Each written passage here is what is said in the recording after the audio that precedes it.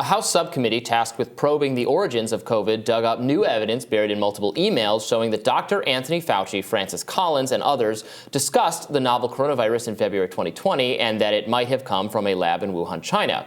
The emails also reveal Fauci commissioned a paper rejecting the possibility of the lab leak theory, and weeks later, speaking from the White House press podium, he told the media that the notion COVID-19 was born in a lab was implausible.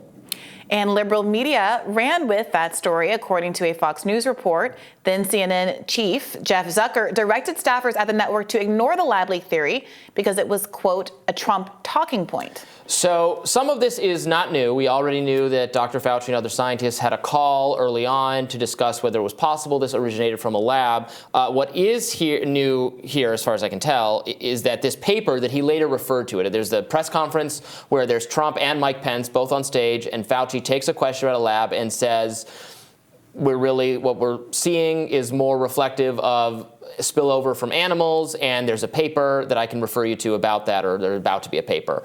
We now know that paper was one Fauci pushed for to be written based on the call that they had.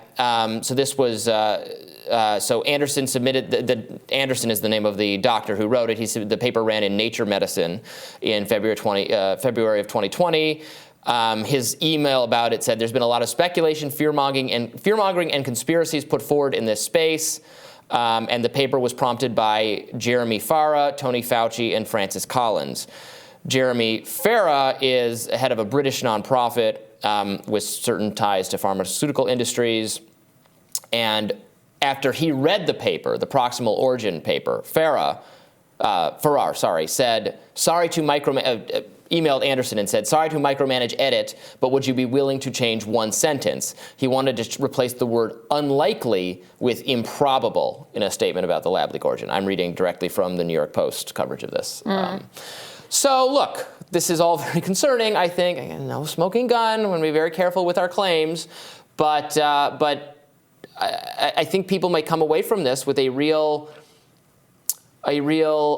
skepticism that this matter, the origins of COVID, could be fairly and impartially adjudicated and investigated by people like Dr. Fauci, given the stakes for them, given how interested they are in doing this kind of research and not having undue scrutiny of it.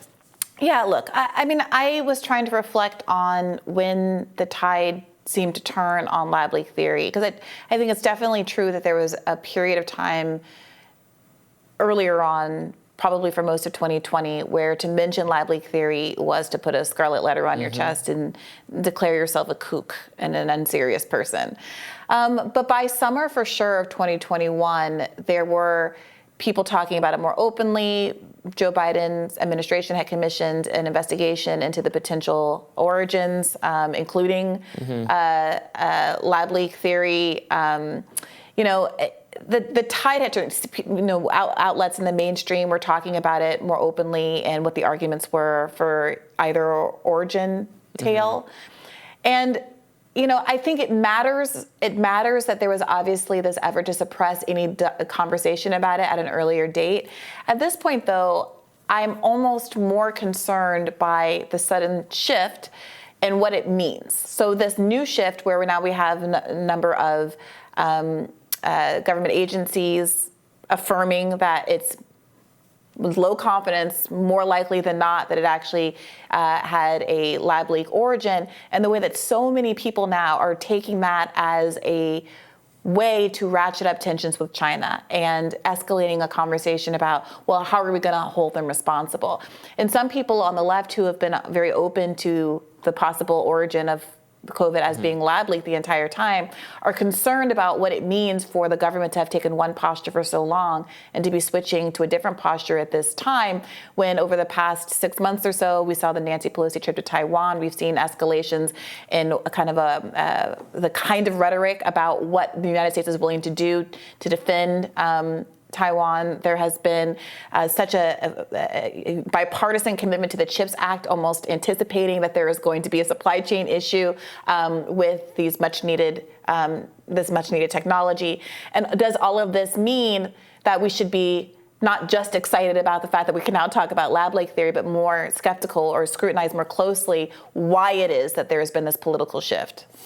Well, if that prompts us to ask why we have this relationship with the Chinese government, that we fund research in their country that we have very little actual control over outside our purview, I think it's mainly the scientific relationship that deserves revisiting. But look, if the Chinese government is responsible for a pandemic that killed millions of people worldwide, well, wait a minute. You're saying there should be no consequences the Chinese for that? government is responsible.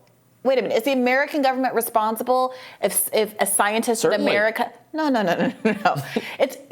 There are people who are making the argument that China intentionally released this as a bioweapon, and those people say things I'm like, not making that argument. I don't think that you mean to make that argument, but that kind of rhetoric, the Chinese government is responsible, can be very easily read as an intentionality, versus a lab that is the responsibility of both U.S. scientists and Chinese scientists. The U.S. government and the Chinese National government. Institutes of Health are responsible. Right. I don't understand one can characterize, if it is lab leak, one can characterize the responsibility as not the U.S. government's responsibility as well, given our investment in financial support of those labs.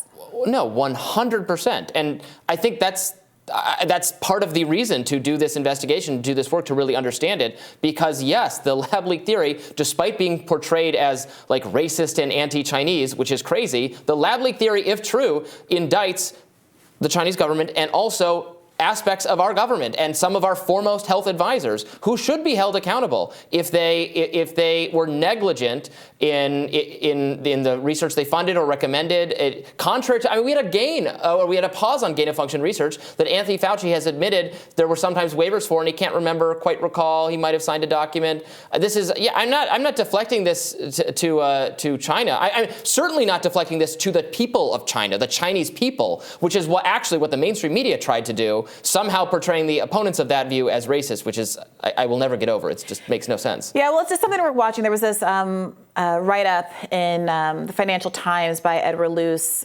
called "The New Cold War Makes Another Pandemic More Likely, China and the Lab Leak Theory," and basically makes this argument about how people are weaponizing this news, which can be factual and legitimate and worth talking about, for these broader political ends. And given how much appetite there is, I think, there was a lot of public applause for withdrawing from Afghanistan, despite there being a lot of blob concern about the way it was done in particular.